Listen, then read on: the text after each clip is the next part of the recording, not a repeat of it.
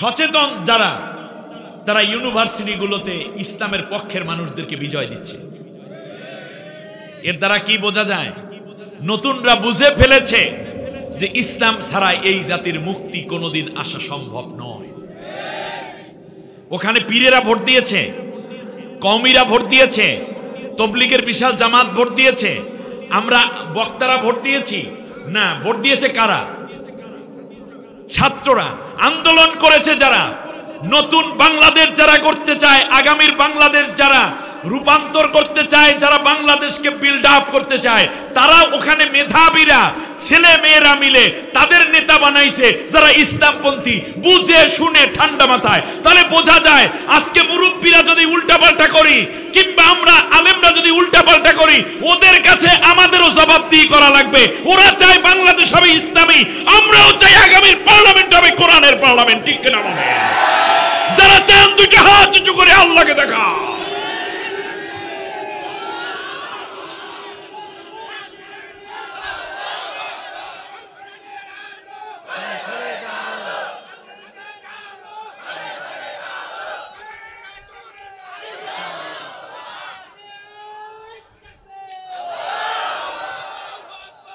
أعوذ بالله من الشيطان الرجيم بسم الله الرحمن الرحيم বিতাড়িত অভিশপ্ত শয়তানের ওয়াসওয়াসা থেকে আল্লাহর আশ্রয় চাই। পরম করুণাময় অসীম দয়ালু আল্লাহর নামে শুরু করছি। وَإِذْ أَخَذْنَا مِيثَاقَكُمْ لَا تَسْفِكُونَ دِمَاءَكُمْ وَلَا تُخْرِجُونَ أَنفُسَكُمْ مِنْ دِيَارِكُمْ ثم أقررتم وأنتم تشهدون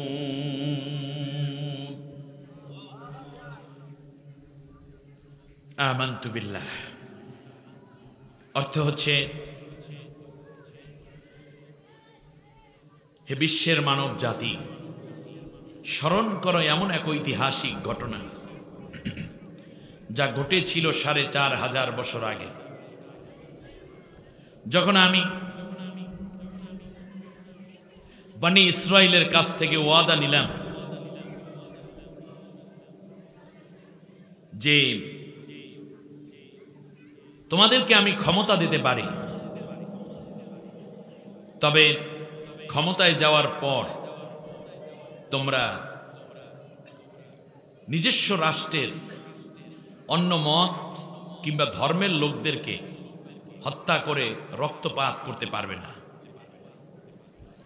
মিথ্যা মামলা, হয়রানিমূলক আচরণের মাধ্যমে তোমরা অন্যপন্থী কিংবা অন্য মতাবলম্বীদেরকে ঘরবাড়ি ছাড়া করে উচ্ছেদ করতে পারবে না।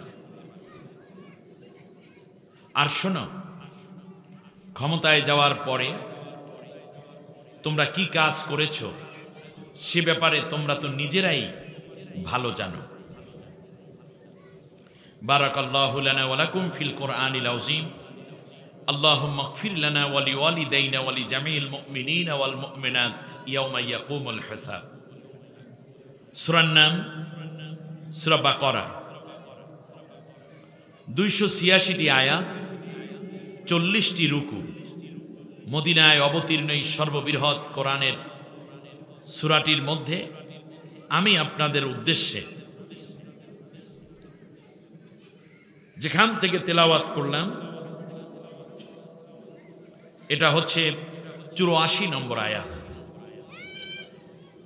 তাহলে আমি কয়টা কোশ্চেন করি আপনাদের কাছে? সূরার নাম কি বলেছি? বাকারা। কোরআনের মধ্যে সর্ববৃহৎ সূরা। রুকু আছে কতটি? আয়াত আছে 286টি। আমি কত নম্বর আয়াত থেকে তিলাওয়াত করেছি? 84। মাশাআল্লাহ, ভালো লাগার। এটা তাফসীরুল কোরআন মাহফিল না? সুতরাং এই হলো তাফসীর কোরআন মাহফিলের মূল মেজাজ, যেখান থেকে বলা হবে শ্রোতাদের মধ্যে সেইভাবে আস্তে আস্তে করে নিয়ে সেটাকে আলোড়িত করতে হবে। আল্লাহ আমাদেরকে আলোয় উদ্ভাসিত হওয়ার তৌফিক দান করুন। বনী ইসরাঈল একটা সময় তারা একটানা 5 শতাধিক বছর ধরে শাসন করেছে। মিশর, জর্দান, সিরিয়া, সেখান থেকে ধরে কুয়েত, বাহরাইন হয়ে ফিলিস্তিন পর্যন্ত এই বিশাল ভূখণ্ড ছিল তাদের রাজত্ব। কিন্তু এই রাজত্বের মধ্যে যখন তারা অন্যায় ঢুকিয়ে দিল, শাসনের বিপরীতে যখন শোষণ শুরু করলো, ইহসানের বিরুদ্ধে যখন তারা দুর্নীতি এবং ঘুষ খাওয়া শুরু করলো, দলীয়করণ শুরু করলো, নির্দোষ মানুষকে যখন হত্যা শুরু করলো, তখন আল্লাহ রব্বুল আলামিন তাদের উপরে দিলেন বিভিন্ন গজব এবং বিভিন্ন রকমের কষ্ট।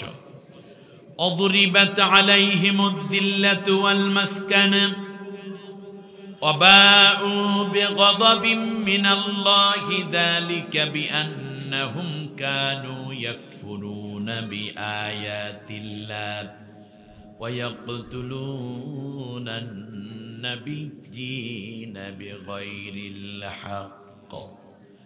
আল্লাহ রাব্বুল আলামিন বলেন, তাদের উপর চাপিয়ে দিলাম বিভিন্ন রকমের দুর্যোগ, দুর্ভোগ, দারিদ্রতা, অপমান। তার কারণ হচ্ছে তারা নবীদেরকে হত্যা করত এবং অন্যায়ভাবে মানুষদেরকে হত্যা করত। নির্দোষদের মানুষগুলোকে হত্যা করে করে লাশের উপরে নৃত্য করত, কখনো কখনো লাশগুলোকে গুম করে ফেলত। এজন্য তাদের উপর কি আসছে? দারিদ্রতা আসছে, কি লাঞ্ছনা আসছে, বিভিন্ন রকমের অভিযোগ। যার কারণ ছিল তারা অন্যায়ভাবে ওয়ায়ামুরুনান নাসা বিল কিসতি, মানুষের মধ্যে যারা ন্যাক কাজের আদেশ দিত তাদেরকেও তারা হত্যা করত। সেই সময় বনী ইসরাইল তথা ইহুদিরা হত্যা করেছে, আর এখনো সেই প্রেতাত্মা যারা আছে তাদের মধ্যেও দেখা যায় অনেক নির্দোষ মানুষ যারা ন্যাক কথা বলে, হকের কথা বলে, তাদেরকে হত্যা করেছে। শেষ হত্যার একটি শিকার হয়েছে আল্লামা দেলাওয়ার হোসাইন সাঈদী। তার অপরাধ কিছুই ছিল না, কেবল সত্য কথা বলাই তার অপরাধ। বর্তমানে ইস্কন, জানি না এই ইস্কন আসলে কত দূর যেতে চায়, আমাদের সচেতন হতে হবে। এটা নিয়ে আমি একটি ভিন্ন টপিক একটা আলোচনা করব ইনশাআল্লাহ, আল্লাহ তৌফিক দিলে। তবে ইস্কনও বর্তমানে বিভিন্ন মসজিদের ইমাম এবং আলেমদেরকে বিভিন্নভাবে কিডন্যাপ করে অত্যাচার করছে বলে আমরা খবর পাচ্ছি সোশ্যাল মিডিয়া, টেলিভিশনে।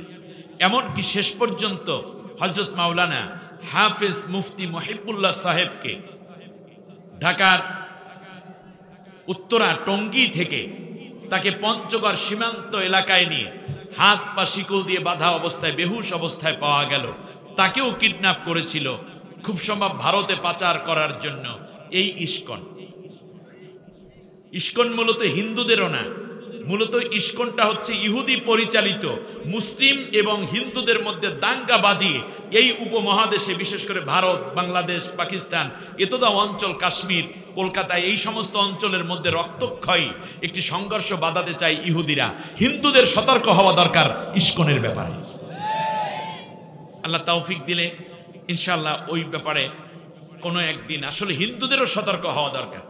যেমন মুসলমানদের মধ্যে বিভিন্ন উগ্রপন্থী তৈরি হওয়ার ফলে মুসলমানদেরও যেমন অস্তিত্ব সংকটে ফেলে দিয়েছে, হিন্দুদের মধ্যে ইস্কন তৈরি হওয়ার মাধ্যমে হিন্দু সম্প্রদায়কে অস্তিত্বের সম্মুখীন করে দিয়েছে, অস্তিত্ব সংকটে নিয়ে যাচ্ছে। আমি আপনাদের সকলকে সতর্ক থাকার আহ্বান করছি।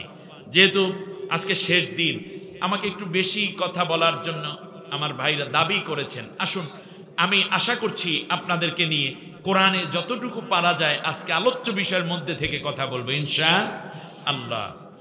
এক পর্যায়ে বনী ইসরাইলদের নৈতিক পদস্খলনের কারণে ক্ষমতা হারালো। এখন আল্লাহর কাছে তারা কান্নাকাটা করলো, কান্নাকাটা করার সময় আল্লাহ তাআলা বললেন তোমাদেরকে আমি ক্ষমতা দেব, কিন্তু শর্ত আছে। 1 নম্বর শর্ত হচ্ছে লা তাসফিকুনা দিমাআকুম। ওই যে ক্ষমতার বলে মানুষকে হত্যা করতা, ওই রকম হত্যা, যজ্ঞ, খুন খারাপি, রক্তপাত তোমরা আর করতে পারবা না। তাই ক্ষমতা দেওয়ার জন্য আল্লাহ প্রথম শর্ত নিলেন কি? রক্তপাত করা যাবে না। এখন অনেকের দেখতেছি ক্ষমতায় যাওয়ার আগেই অন্য দলের লোকদেরকে, ছাত্রদেরকে কোপাকপি শুরু করে দিচ্ছে। পাইছেন কই এইসব? এটা তো মুসলমানের চরিত্র না। দ্বিতীয় হচ্ছে ওয়ালা তুখরিজুনা আনফুসাকুম মিন দিয়ারিকুম। এখানে দিয়ারিহিম বলা হয় না, দিয়ারিকুম মানে হচ্ছে তোমাদের নিজস্ব রাষ্ট্র, নিজস্ব সমাজে তোমার মতের বাইরে কিংবা তোমার ধর্মের বাইরে যারা আছে তাদের কাউকেও অন্যায়ভাবে দেশ থেকে বেরিয়ে যেতে বাধ্য করবে না। তাহলে কিন্তু আমার ক্ষমতায় তোমরা টিকে থাকতে পারবে না। সুম্মা আকরারতুম, কিন্তু কি হলো? ক্ষমতায় যাওয়ার পর তোমরা যা করেছো তা তো তোমরা নিজেরাই জানো। কি করেছো এবার শোনো। সুম্মা আনতুম হাউলাই তাকতুলুনা আনফুসাকুম। আমি আল্লাহর কাছে ওয়াদা দিলাম, কান্না কাটা করলে আল্লাহ আগের যত ভুল করছি সব ভুল থেকে তুমি আমাদেরকে মাফ কইরা দাও। রাজনীতিবিদরা ভুল করে, জাতির কাছে মাপ চাই, ঠিক কিনা বলে? এখানে আল্লাহ রব্বুল আলামিন বললেন আমার কাছে তোমরা স্বীকৃতি দিলা অন্যায় করব না, কিন্তু ক্ষমতায় যাওয়ার পরে তাকতুলুনা আনফুসাকুম, নিজের জাতির লোকদেরকে হত্যা করা শুরু করে দিলা।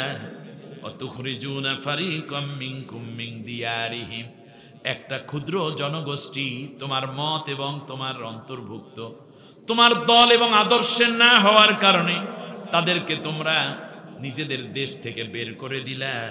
তাজাহারুনা আলাইহিম বিল ইসমি ওয়াল উদওয়ান, শুধু বের করলে না, বরং তাদেরকে এমন কিছু রকমের দোষ এবং সীমা লঙ্ঘনের অপরাধ তাদের ঘাড়ে চাপাইয়া দিলা যারা এই কাজগুলো করে নাই, বরং তাদের ঘাড়ে রাষ্ট্রদ্রোহিতা এবং জিনা করে নাই, জিনার অপবাদ পর্যন্ত তাদের ঘাড়ে দিয়া দিলা। যারা জিনা করে নাই তাদেরকে দিছো জেনার মামলা, যারা ধর্ষণ করে নাই তাদেরকে দিছো ধর্ষণ মামলা, যারা চুরি করে নাই, মানুষের বাড়ি পোড়ায় নাই, তাদেরকে দিছো সেই মামলা দিয়া তারপর তাদেরকে তোমরা অপমানিত করেছো।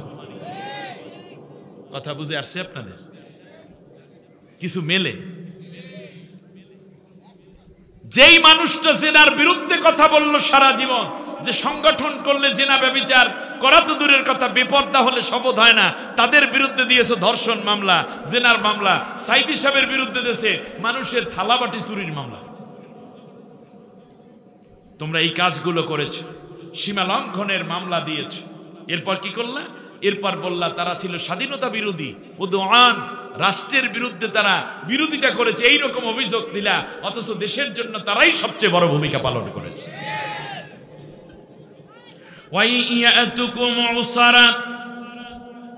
শুধু তাই নয়, দেশের মানুষদেরকে তোমরা এমন ভাবে বেঁধে নিয়ে আসলে, এই নির্দোষ মানুষগুলোকে এমন ভাবে হাত পা বেঁধে আনলে, যেমন করে দেশ দখল করার জন্য বিরোধী কোন রাষ্ট্র থেকে যখন মানুষ আসে তখন তাদেরকে, যুদ্ধবন্দীদেরকে যেমন করে আনা হয় তেমন করে নিজের রাষ্ট্রের মানুষদেরকে বাইন্দা নিয়ে আসছো। কথাটা বোঝেন নাই? নিজের রাষ্ট্রের মানুষদেরকে পিছনে হাত পা বাইন্দা, তারপরে পিছনে হাত বাইন্দা, চোখের মধ্যে কালা কাপড় বাইন্দা, কোমরের মধ্যে রশি বাইন্দা, পায়ের মধ্যে শিকল বাইন্দা, এমন ভাবে মানুষ আনলা মনে হয় যেন তারা তোমাদের দেশ দখল করতে আসছিল। যেই বিদেশি বাহিনী তাদেরকে যেইভাবে আনা হয়, যুদ্ধবন্দীদেরকে সেইভাবে নিজের দেশের নির্দোষ মানুষদেরকে আদালতে হাজির করেছে। আল্লাহু আকবার! শুধু তাই না, এই মানুষদের কাছ থেকে তুফাদুহুম, তাদের কাছ থেকে তোমরা বিভিন্ন সময় ঘুষ পর্যন্ত খাইছো। তোমরা চাকরিজীবী যারা ছিলা, এলাকার নেতা যারা ছিলা, প্রশাসনে যারা ছিলা, বলতা যে রিমান্ডে দেব, চার্জশিট থেকে নাম কেটে দেব যদি 1 লাখ টাকা না দাও, যদি 50,000 না দাও তাহলে বুকের মধ্যে গুলি করব, আর যদি 50,000 দাও তাহলে ঠ্যাঙ্গের নিচে গুলি করব। এমনকি এই নির্দোষ মানুষদের কাছ থেকে ঘুষ পর্যন্ত তোমরা খাইছো, ফায়দা নিয়েছো। ওয়াহুয়া মুহাররিমুন আলাইকুম ইখরাজুহুম, আমি তো হারাম করে দিয়েছিলাম এই কাজগুলো করা, তোমরা তাদেরকে বের করা শুরু করে দিলে। আল্লাহ রাব্বুল আলামিন বললেন শেষ পর্যন্ত আমি আল্লাহ তোমাদের কাছ থেকে রাষ্ট্র ক্ষমতা কেড়ে নিলাম। আল্লাহু আকবার। আল্লাহ রাব্বুল আলামিন বলেন নির্যাতন অত্যাচার যখনই করে তখন আর ক্ষমতা থাকে না। স্বৈর শাসকরা মনে করে ক্ষমতা রাখার জন্য, ক্ষমতা টিকানোর জন্য মানুষ মারা লাগলে মারবো, জেল দিয়া লাগলে জেল দেব, আসমান থেকে উপর থেকে যদি হেলিকপ্টার দিয়ে গুলি করা লাগে তাও মারবো। চাই কি? ক্ষমতা চাই কি? কিন্তু ক্ষমতায় থাকা এবং না থাকার ইখতিয়ার কার? আল্লাহ রাব্বুল আলামিন বললেন এবার চলে যাও। এবার আমি আল্লাহ একটা ডিসিশন নিলাম, সুবহানাল্লাহ বলেন।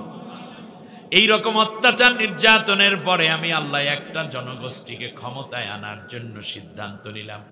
শুনবেন আপনারা, এবছর তো শুরু করে গেলাম, পরের বছরগুলোতে আল্লাহ তৌফিক দিলে ইনশাআল্লাহ বিস্তারিত হবে। আল্লাহ রাব্বুল আলামিন বলেন অনুরিদু আন্নামুন্না আলাল্লাযীনা ইসতুদঈফু ফিল আরদি ওয়া নাজআলাহুম আইম্মাতাও ওয়া নাজআলাহুমুল ওয়ারিসিন অনুমাক্কিনা লাহুম ফিল আরদি ওয়া নুরিয়া ফিরআউনা ওয়া হামানা ওয়া জুনুদাহুমা মিনহুম মা কানু ইয়াহযারুন। আল্লাহু আকবার। আল্লাহ রাব্বুল আলামিন বলেন আমি একটা ডিসিশন নিলাম, যেহেতু ওরা ক্ষমতায় গেলেই অত্যাচার করে, ওরা ক্ষমতায় গেলেই দেশের মানুষের, নির্দোষ মানুষের উপর অপবাদ দেয়, ক্ষমতায় গেলেই মানুষের রক্ত নিয়ে হোলি খেলা করে, ঘুষ খায়, দুর্নীতি করে, চাঁদাবাজি করে, মানুষের উপরে জুলুম করে, মানুষের উপরে অন্যায়ভাবে রক্ত চোষার মতো খামসি মারে। অতএব আমি আল্লাহ কিন্তু চূড়ান্ত একটা সিদ্ধান্ত নিয়ে ফেলাইছি এইবারে। সুবহানাল্লাহ। আরেকটু জোরে বলেন, আরো জোরে। সিদ্ধান্ত নিয়েছেন কে? আল্লাহ রাব্বুল আলামিন বলেন নুরিদু, আমি আল্লাহ ডিসিশন নিলাম আন্নামুন্না আলাল্লাযীনা ইসতুদঈফু ফিল আরদ, একটা জনপদের মধ্যে সবচেয়ে বেশি নির্যাতিত হয়েছে যারা, নিপীড়িত হয়েছে যেই জনপদ, এই জনপদের মধ্যে সবচেয়ে নির্যাতিত হয়েছে যেই দলের মানুষেরা, আমি আল্লাহ সিদ্ধান্ত নিলাম ওরা তো একটু আগেও ঘরে ঘুমাইতে পারতো না, নিজের বাবা মারা গেছে জানাজায় পর্যন্ত আসতে পারে নাই, মায়ের মরা মুখটা শেষ পর্যন্ত দেখতে পারে নাই, নিজের ছেলের কিংবা মেয়ের বিবাহ হয়, বিবাহ অনুষ্ঠানে পর্যন্ত বাবা আসতে পারে নাই।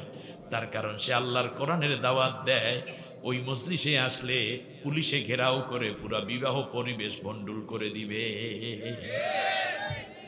সন্তান মারা গেছে, বাবা হাজির হতে পারে না, এরকম অবস্থা হয়েছে কিনা? আল্লাহ রাব্বুল আলামিন বলেন নুরিদু আন্নামুন্না আলাল্লাযীনা ইসতুদঈফু ফিল আরদ, জমিনের বুকে সবচেয়ে বেশি নির্যাতিত নিপীড়িত যারা হলো, আমি আল্লাহ রাব্বুল আলামিন সিদ্ধান্ত নিলাম ওই নির্যাতিত দলটাকে এইবার আমি আল্লাহর রহমতের কোলের মধ্যে উঠাইয়া আমি ওদেরকে আমার রহমতের চাদর দিয়ে ওদের শরীরটা মোছাইয়া দেব।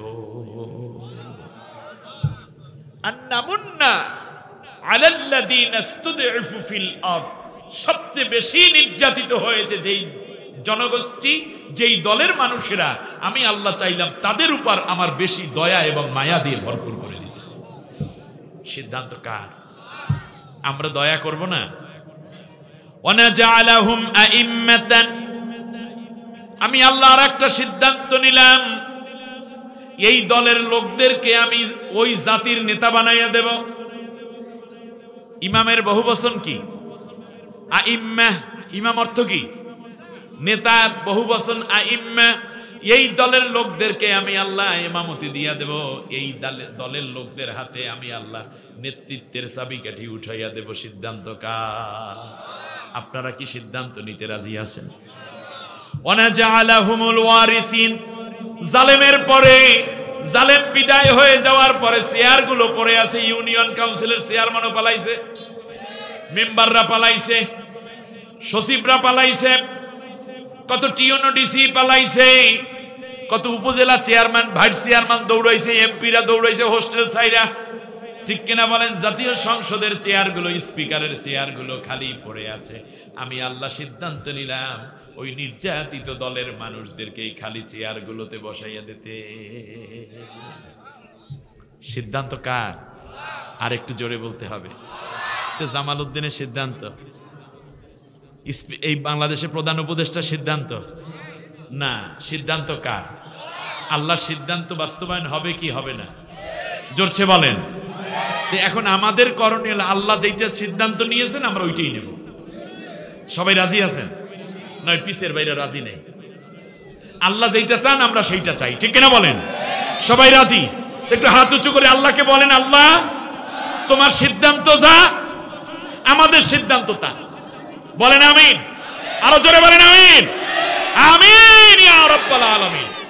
এখন আমার আল্লাহ বলছে, অনুমাক্কিনা লাহুম ফিল আরদ, জমিনের বুকে এই দলের লোকদেরকে আমি আল্লাহ শক্তিশালী করে দেব। আল্লাহু আকবার।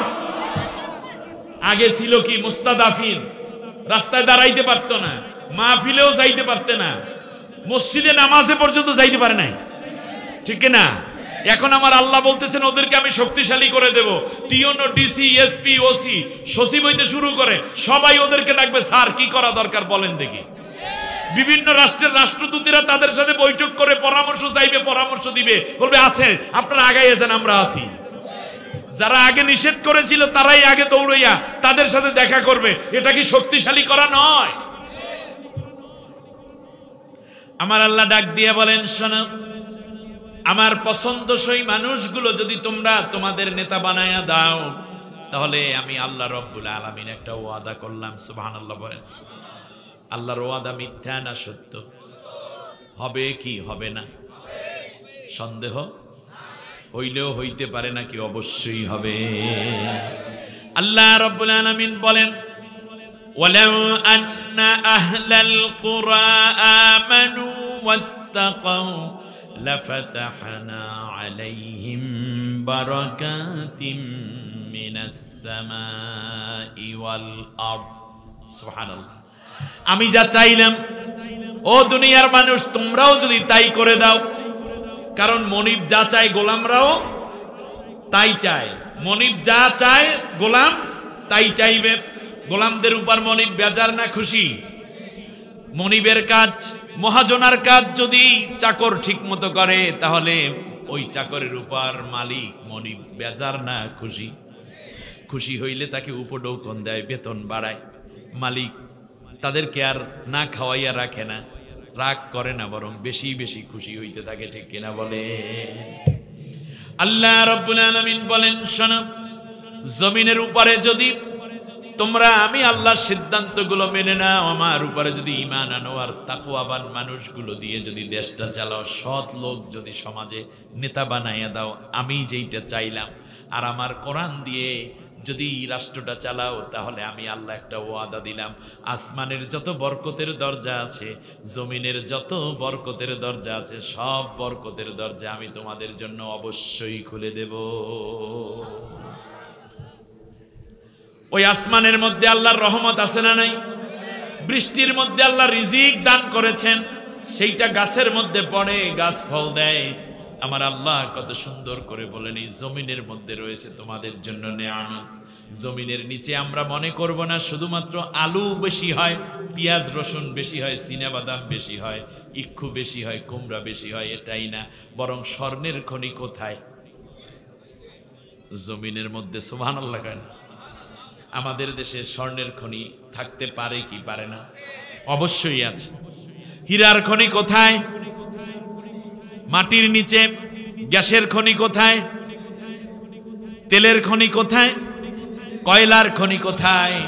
আমার আল্লাহ ডাক দিয়ে বললেন, বান্দা, জমিনের উপরে যদি আমি আল্লাহর কোরআনের সাথীদেরকে বিজয় দিয়ে দাও, তাহলে আমি আল্লাহ ওয়াদা করলাম, জমিনের মধ্যে যত বরকতের দরজা আছে, সব বরকতের দরজা আমি তোমাদের খুলে দেব। তোমাদের কোনো অভাব থাকবে না, কোনো ভয় থাকবে না।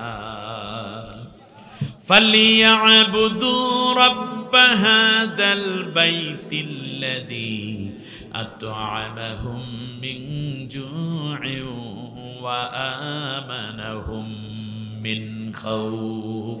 সুবহানাল্লাহ। আল্লাহ রাব্বুল আলামিন বলেন, তোমরা যদি আমি আল্লাহর বিধান মেনে নাও তাহলে আরো দুইটা গ্যারান্টি দেব। সেটা হলো এই যে পৃথিবীর কোন রক্তচক্ষু তোমাদেরকে ভীতি দেখাইতে পারবে না, ভয় দেখাইতে পারবে না। চোরের ভয় থাকবে না, ডাকাতের ভয় থাকবে না, খুন খারাপির ভয় থাকবে না, দুর্নীতির ভয় থাকবে না, সন্ত্রাস চাঁদাবাজির ভয় থাকবে না, ধর্ষণের ভয় থাকবে না। আর আমি আল্লাহ রব্বুল আলামিন তোমাদেরকে এমন ভাবে রিজিক দেব, কোনোদিন তোমাদের খাদ্য সংকট থাকবে না। আয়াত যখন নাজিল হলো, শুনতেছেন আপনারা? আয়াত যখন নাজিল হলো, আল্লাহ নবী সাল্লাল্লাহু আলাইহি ওয়াসাল্লাম মক্কায়, এই সূরা কুরাইশের আয়াত। এটা কোন সূরা? সূরা কুরাইশ না? ফালিয়াবুদু রাব্ব হাযাল বাইত আল্লাযী আত'আমাহুম মিন জু' ওয়া আমানাহুম মিন খাউফ। সূরা কুরাইশ নাজিল হলো। আল্লাহ নবী সাল্লাল্লাহু আলাইহি ওয়াসাল্লাম উঠে সোজা হয়ে বসলেন। আদি ইবনে হাতেম তাই, হাতেম তাইয়ের ছেলের নাম আদি। আদিকে লক্ষ্য করে নবীজি বললেন, আদি রে, এমন একটি সময় আসবে যখন যাকাত নেয়ার মতো কোনো মানুষ এই বিশাল ভূখণ্ডে খুঁজে পাবা না। এখন তো মক্কায় অনেক অভাব, চুরি ডাকাতি খুন খারাপি সন্ত্রাসী, মানুষ মানুষকে বিক্রি করে দেয়। তখন আর কোনো ক্ষুধা দারিদ্রতা থাকবে না। মনে রাখবা, এমন একটি সময় আসবে ইয়ামেনের রাজধানী সানা থেকে মদিনার হাজরামাউত পর্যন্ত ষোড়শী তন্নি যুবতী অলংকারে সুসজ্জিত হয়ে একজন নারী ভ্রমণ করবে। তার সম্ভ্রম, তার সম্পদ লুণ্ঠন তো দূরের কথা, তার চোখের দিকে তাকাইয়া কোন রকম একটা ইফটিজিং করবে, এরকম কত কুলাঙ্গার এই বিশাল ভূখণ্ডে থাকবে না। তার কারণ এই বিশাল ভূখণ্ড আল্লাহর কোরআনের রাজ কায়েম হবে, রাষ্ট্র পরিচালিত হবে একমাত্র আল্লাহর ভয় ছাড়া। এই বিশাল ভূখণ্ডে অন্য কারো ভয় মানুষের মনে থাকবে না। আদি ইবনে হাতেম তাই আস্তে আস্তে করে নবীর দরবার থেকে এক পর্যায়ে বিদায় হলেন। নবীজি পৃথিবী থেকে বিদায় হলেন, দুনিয়ার থেকে বিদায় হলেন, কিন্তু এখনো দৃশ্য দেখছেন না। দ্বিতীয়বারে আবু বকর রাদিয়াল্লাহু তাআলা আনহুর শাসন আমল, এখনো মানুষ যাকাত নিচ্ছে, মানে দারিদ্রতা আছে। ওমর রাদিয়াল্লাহু তাআলা আনহুর শাসন আমলের চতুর্থ বৎসর, ওমর রাদিয়াল্লাহু আনহু 10 বছর শাসন করেছেন, তার মধ্যে চতুর্থতম বছর, আপনার কথা শুনতে কষ্ট হচ্ছে মনে হয়, এই চতুর্থ বৎসরে আদি ইবনে হাতেম তাই দেখতে পেলেন যে আজকে এই বছরে যাকাত নেয়ার মতো কোনো মানুষ তার কাছে আসে না। কারণ আপনারা যারা হাতেম তাই ছিলেন অনেক বড় সম্পদশালী মানুষ, তার ছেলেও তো ধনী মানুষ, তাই না? তখন আদি ইবনে হাতেম তাই চিন্তা করলো যে আমার তো এই সম্পদগুলোকে বিলিয়ে দেয়া দরকার। তো তিনি 15,000 স্বর্ণ মুদ্রা, দিনার 15,000, এক একটা দিনারের ওজন 3 ভরি করে, এটা তার শুধু যাকাত হয়েছে। কি হয়েছে? যাকাত। এটা নিয়ে তিনি রওনা করলেন। 5 দিন পর্যন্ত হাঁটলেন, কোনো মানুষ পায় না। জিজ্ঞেস করে, ভাই যাকাত লাগবে? বলছে না, আমার আর যাকাত লাগবে না, বরং আমি এবছর কিছু যাকাত দিচ্ছি। তাই নাকি? ভাই যাকাত লাগবে? না, যাকাত লাগবে না, আমরা স্বাবলম্বী হয়ে গেছি। ভাই যাকাত লাগবে? বোন আপনার যাকাত লাগবে? না, যাকাত লাগবে না। কয়দিন হাঁটছে? 5 দিন। তো এই অঞ্চল ছেড়ে তিনি চলে যাচ্ছেন অন্য অঞ্চলে, ওখানে যাকাত গৃহীতা পাওয়া যায় কিনা। যেতে যেতে মরুভূমির মধ্যে আসর ওয়াক্ত হয়ে গেছে, দেখতে পেলেন আর একজন মানুষ আসতেছে, ওনার চেয়ে একটু জীর্ণ শীর্ণ, পোশাক পরিচ্ছদ কালো হয়ে গেছে। চিন্তা করলো এই ব্যক্তিটি আমার চেয়ে মনে হয় গরিব, আসুক, তাকে আমার যাকাতগুলো দিয়ে দিই। আদি ইবনে হাতেম তাইও ক্লান্ত, একটা পর্যায়ে দাঁড়ালেন, বলল, ভাই আপনি কোথায় যাচ্ছেন? বলে, আমি মরুভূমির মধ্যে একটা জরুরি বিষয় ঘুরতেছি ভাইজান। বলছে, নামাজ পড়ছেন কিনা? বলেন, নামাজ পড়িনি। কিন্তু আসেন আগে আসর নামাজটা পড়ে নি। দুইজন নামাজ আদায় করলেন। নামাজ আদায় করে বললেন যে আপনার এই গাঠির মধ্যে এটা কি? বলল যে ভাই আমি 15,000 স্বর্ণ মুদ্রা নিয়ে রওনা করেছি এটা আমার জাকাতের সম্পদ, দয়া করে আপনি এটা নিয়ে যান, আমাকে বাঁচান। বললেন যে কত? বললেন, বলল যে এখানে 15,000 আছে। 15,000 স্বর্ণ মুদ্রা। কতদিন ঘুরতেছেন? বলে 5 দিন। বলে আপনি মনে করছেন আমার এই গাঠি বরিশালের গাঠি? এটা না, আপনার চেয়ে যে বড় গাঠি আমাকে পোটলা দেখছেন, এটার মধ্যে হলো 21,000 স্বর্ণ মুদ্রা। আপনি ঘুরতেছেন 5 দিন, আর আমি ঘুরতেছি 10 দিন ধরে। আমিও কোনো গরিব খুঁজে পাচ্ছি না যে যাকাতটা নিবে সে। তখনই আদি ইবনে হাতেম তার মনে পড়েছে যে ইসলামী রাষ্ট্র হলে এমন একটি সময় আসবে যখন আতআমাহুম মিন জু ওয়া আমানাহুম মিন খাউফ, মানুষের খাদ্যের কোনো অভাব থাকবে না, অর্থের কোনো অভাব থাকবে না। আতআমাহুম মিন জু, এটা মনে পড়েছে। রয়ে গেল ওয়া আমানাহুম মিন খাউফ, আল্লাহ ছাড়া অন্য কারো ভয় থাকবে না। আল্লাহর নবী বললেন, আদি এরপরে তুমি পরকালে যাওয়ার প্রস্তুতি নিও। আদি ইবনে হাতেম তার বয়স হয়ে গেছে 82 বছর। সকালবেলা ফজরের নামাজ জামাতে আদায় করে, বৃদ্ধ মানুষ, চোখে কম দেখে, লাঠিতে ভর দিয়ে দিয়ে একটু রাস্তার দিকে আসলেন। মসজিদ থেকে বের হয়ে দেখতেছেন যে একজন যুবতী মেয়ে ঘোড়ায় সওয়ার হয়ে লাগাম টেনে যাচ্ছে। তিনি বুঝতে পারলেন এই যে মেয়েটা খুব বেশি বয়স্কা না, যুবতী মেয়ে। এই অবস্থাটা বুঝে তিনি ডাক দিলেন, মা একটু দাঁড়াবে? মেয়েটা ঘোড়ার রশি টেনে ধরল, ঘোড়াটা ঘুরিয়ে বলল, আপনি কি নবীর সাহাবী? বলল হ্যাঁ। মেয়েটা ঘোড়ার পিঠ থেকে নেমে সালাম দিল, তাকে সম্মান জানালো। বলল তোমার বাড়ি কোথায়? বলল আমার বাড়ি ইয়ামেনের রাজধানী সানায়। তুমি যাচ্ছ কোথায়? আমি যাচ্ছি মদিনার হাজরা মাউতে। কেন যাচ্ছ? মেয়েটি বলল, আমার যাওয়ার কারণ হলো আমার ভাই, একমাত্র ভাই বিয়ে করেছেন মদিনার হাজরা মাউতে ব্যবসা করতে এসে। এখানের এক রমণীকে বিয়ে করেছেন। এই ঘরে আল্লাহ রব্বুল আলামিন আমাকে একটা ভাতিজা দান করেছে। আমার বাবা বৃদ্ধ মানুষ, ভাতিজাকে দেখতে আসবো বাবার সাথে এই চিন্তা করেছিলাম, কিন্তু দিন যায় দিন যায়, আমার আব্বা দুর্বল হচ্ছেন, অসুস্থ হয়ে পড়েন। আমার আব্বাকে আমি বললাম, আপনি যদি না যান আমাকে অনুমতি দেন, আমি একা চলে যাই। আমার আব্বা অনুমতি দিলেন। আমি বললাম, আব্বা আমার সফর সঙ্গী কি কোনো মোহরেমকে নেব? বলল কোনো দরকার নাই, তুমি চলে যাও, এটা ইসলামী রাষ্ট্র। ওমর এই রাষ্ট্রের খলিফা, তুমি তোমার অলংকারে সুসজ্জিত হয়ে যাবে, তুমি তোমার সম্ভ্রম নিয়ে চলবে। যেই রাষ্ট্রে আল্লাহর কোরআনের শাসন কায়েম থাকে, সেই রাষ্ট্রে জেনা, ধর্ষণ, ব্যভিচার করার দুঃসাহস কারো থাকে না। তুমি চলে যাবে, আমি খবর নিতে থাকব।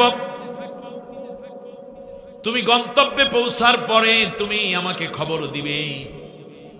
আর যদি পথিমধ্যে কেউ কোনোদিন ডিস্টার্ব করে, তাহলে মনে রেখো কিয়ামতের দিন আমি ওমরের বিরুদ্ধে মামলা করব। রাষ্ট্রে একজন নারীর ইজ্জতের যদি সে নিরাপত্তা দিতে না পারে, তাহলে খলিফার মসনদে বসার অধিকার তার কে দিল?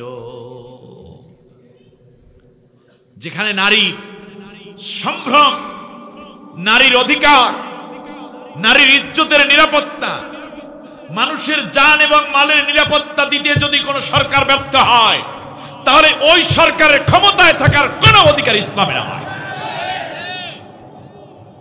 এমন একটি সমাজ আপনারা কি দেখতে চান? শুধু কি মাহফিলের মধ্যে নাকি বাস্তবে? এই বাস্তবে দেখার সুযোগ আসতেছে, একটু দেখার জন্য আপনারা কি সবাই রাজি আছেন? আসমানের বরকতের দরজা, জমিনের বরকতের দরজা খুলুক আমাদের জন্য, এটা কি আপনারা চান? আপনার মেয়ের নিরাপত্তা হোক, আপনার স্ত্রী নিরাপদ থাকুন, আপনার মায়ের ইজ্জত নিরাপদ থাকুক, এটা কি আপনারা চান? তাহলে আসতে হবে আল্লাহর কোরআনের শাসনে। পৃথিবীর কোন শাসন দিয়ে এই নিরাপত্তা দেওয়া সম্ভব নয়।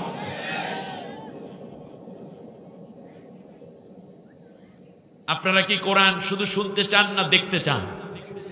কোরআনকে দেখতে হলে আগামী পার্লামেন্টে কোরআনের পক্ষের মানুষদেরকে বিজয় দিতে হবে।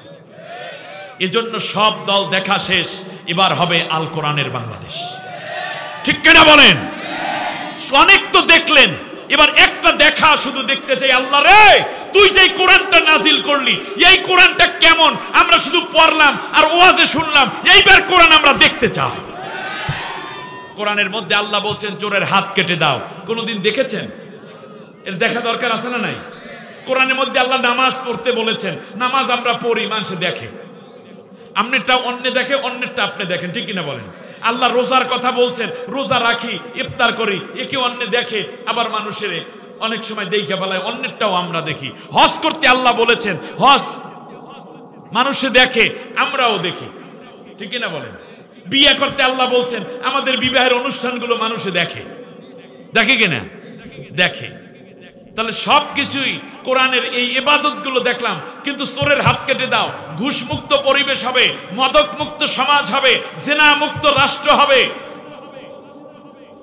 চোরের হাত কেটে দিবে, জেনাকারের শাস্তি হবে, দুর্নীতিবাজের শাস্তি হবে, ন্যায় এবং ইনসাফ হবে, স্বজন প্রীতি থাকবে না, দল প্রীতি থাকবে না, বৈষম্য থাকবে না। যে অন্যায় করেছে তাকে অন্যায়ের কাঠগড়ায় দাঁড়াতে হবে। হত্যা করলে তার হত্যাকারীর ফাঁসি হয়ে যাবে, হত্যা করে ফেলবে। মানুষ হত্যা করলে তার শাস্তি হত্যা, আল কত্ল বিল কতলে। এই রকম অনেকগুলো জুডিশিয়াল ল, 500 ল আছে। সেই ল গুলো আমরা কি শুধু চোখের মধ্যে শুধুমাত্র কল্পনার রাজ্যে রাখবো? তা নামাজটা পড়তে বললেন, নামাজ দেখলাম, রোজা করতে রাখতে বললেন, রোজা রাখলাম দেখলাম, হজ করতে বললেন, হজ দেখলাম, ইফতার করতে বললেন, ইফতার দেখলাম, ঈদ করতে বললেন, ঈদ দেখলাম, বিবাহ করতে বললেন, বিবাহ দেখলাম, মৃত্যু হবে একদিন, চোখের মধ্যে দেখলাম, মানুষের জন্ম হয়, শিশু দেখলাম। কিন্তু আমরা আল্লাহর কোরআনের আইনটা, ওই শত আইন আছে, আদালত আছে, সেগুলো তো আমরা শুধু কল্পনার মধ্যে রয়ে গেল। ওইগুলো আল্লাহর নবী দেখাইছেন, আবু বকর দেখিয়েছেন, ওমর দেখিয়েছেন, ওসমান দেখিয়েছেন, আলী দেখিয়েছেন, এমনকি ইমাম মাহদী আলাইহিস সালাম এসে দেখাবেন, ঈসা আলাইহিস সালাম এসেও আল্লাহর কোরআন আইন দেখাবেন। তাদের আসার আগে আগামীর পার্লামেন্টটা আল্লাহর কোরআনের বানাইয়া দেয়া, আমরা কি আল্লাহর কোরআনকে জীবন্ত দেখতে পারি না? আল্লাহ আমাদের কবুল করুন। কিন্তু ঘটনা বাইজে গেছে উল্টা। আল্লাহ রাব্বুল আলামিন বলেন, শোনো, বাধাটা কোথায়? শোনো, শুনবেন, বাধাটা কোথায়? এটা বলে আজকের আলোচনা শেষ। এই সূরা শানে নজুলটা পড়লি আপনি পেয়ে যাবেন বাধাটা। মুসা আলাইহিস সালামের শাসনামল।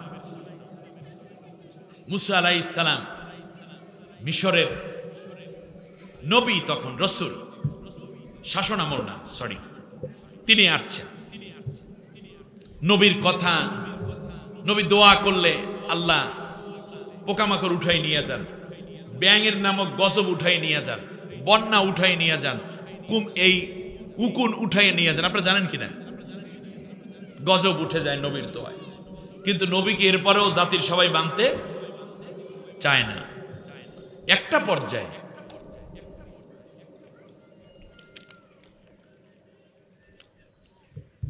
একটা ঘটনা ঘটে গেল। আপনাদের কষ্ট হচ্ছে না তো? ঘটনাটা ছিল, একজন ব্যক্তি, তার একমাত্র কন্যা, ষোড়শী, তন্নী, যুবতী, বিদুষী, রূপবতী, গুণবতী, যেমন লম্বা চওড়া তেমন ফর্সা, একেবারে ডাগর কাজল, কালো চোখ, মেঘের মতো বিশাল চুল ঢেউ খেলানো, দেখলে মায়াই লাগে, যে কোনো ছেলে দেখলেই পছন্দ করবে, এমন সুন্দরী নারী। মাঝখানে এই মেয়েটার মা মারা গেছে। আমি তো গল্প বলছি না, এই সূরা বাকারার একটা কাহিনী বলছি। এরপর আয়াত আমি তেলাওয়াত করছি আপনাদের উদ্দেশ্যে একটু পরে।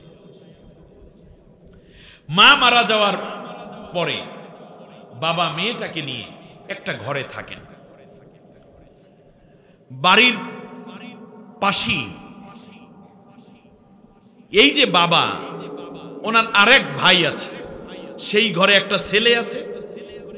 এই ছেলেটার চোখ পড়েছে এই চাচাতো বুইনের উপরে। আপনাদের বুঝতে কষ্ট হচ্ছে না তো? এই চাচাতো বোনকে বিবাহ করার জন্য সে বিভিন্নভাবে ফুসলানো শুরু করলো। কিন্তু এই চাচাতো ভাইটা হলো বখাটে। কি খাটে? কথা বলে না, মানে লেখাপড়া জানে না ভালো, নেশাদ্রব্যে ধৈর্য ফেলাইছে, চান্দাবাজি করে খায়। ঠিক তার পাশাপাশি যত রকমের উদ্ভট চিন্তা আছে, নৈতিক চরিত্রের পদস্খলন। একটা পর্যায়ে চাচার কাছে এসে বলল, চাচা, আপনার মেয়েকে আপনি বিয়ে দিবেন, বড় হইছে, দূরে কোথাও জামাই দেখার দরকার নাই, আমার বোন আমার কাছে দিয়ে দেন, আপনি আমার চাচা হবেন, শ্বশুরও হবেন। দ্বিতীয় হচ্ছে, আমি আপনাকে যত মহব্বত করতে পারবো, বাহির থেকে একটা ছেলে আসলে অত মায়া মহব্বত তো করতে পারবে না, আপনার মূল্যায়নও বুঝবে না। সুতরাং চাচা, আপনি এই মনে করেন একটা নাম রাখলাম, মনে করেন সুমি, সুমিকে আমার কাছেই দেন। চাচা সব ঘটনা শুনে বলল, বাবারে, সুমিকে বিয়ে করার জন্য যে যোগ্যতা দরকার, সেই যোগ্যতা তোমার ভেতরে নেই। খুব মন খারাপ করলো। যোগ্যতা নাই মানে আমার কি নাই? অযোগ্য মানুষ কি সে যে অযোগ্যতা সে বোঝে? তাহলে সে কি আর অযোগ্য থাকে? সে তো যোগ্য হয়ে উঠতে চায়। অতএব যুবক যারা নিজেদেরকে যোগ্য সম্পন্ন গড়ে তুলতে চাও, প্রথমে তুমি নিজে যে অযোগ্য এটা বোঝো, এরপরে নিজের ভিতরে স্পিরিট তৈরি করো, আমি পারবো, যে পেরেছে সে আমার চেয়ে বড় নয়, বরং যেটা ভালো এটা আমিও করে দেখাবো, তার চেয়ে ভালো করে দেখাবো। ঠিক না? স্রোতের অনুকূলে ভাসতে আসিনি আমরা, আমরা স্রোত সৃষ্টি করতে এসেছি। ঠিক না? যুবক, তোমরা পারবে। অন্যায় করো না, ন্যায়ের স্রোত তৈরি করো, তুমিও একদিন অমরত্ব লাভ করবে। মানুষ তোমার জন্য দোয়া করবে, সমাজ তোমাকে স্যালিউট করবে, নেতা বানাবে তোমাকে। শেষ পর্যন্ত যা হলো, সে চিন্তা করলো ওনার সাথে রাগ করলে তো কোনো কাম নাই। আর এই চাচার অনেক সম্পদ, প্রচুর সম্পদের মালিক। সে চিন্তা করলো, ভালো বউও পাইলাম, চাচারে ফুসলাইয়া আর জায়গা জমির সব মালিক হয়ে গেল। ওই এই লাইনে আছে, কিন্তু চাচায় এই লাইনে নেয়। সে তার মেয়েকে ভালো একটা ছেলের কাছে বিয়ে দিয়ে জামাই বানাবে। এক পর্যায়ে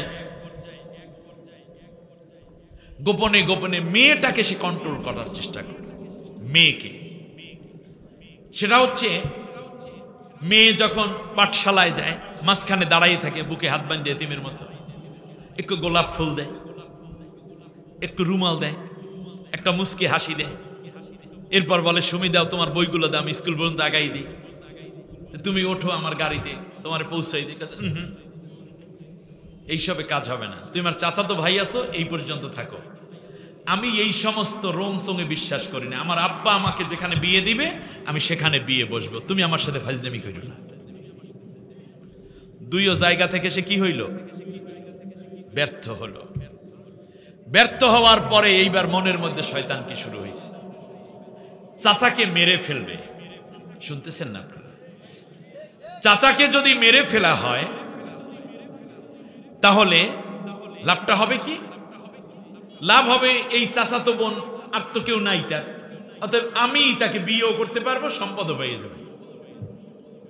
শেষ অপশন হিসাবে তারা এইটা শুরু করলো।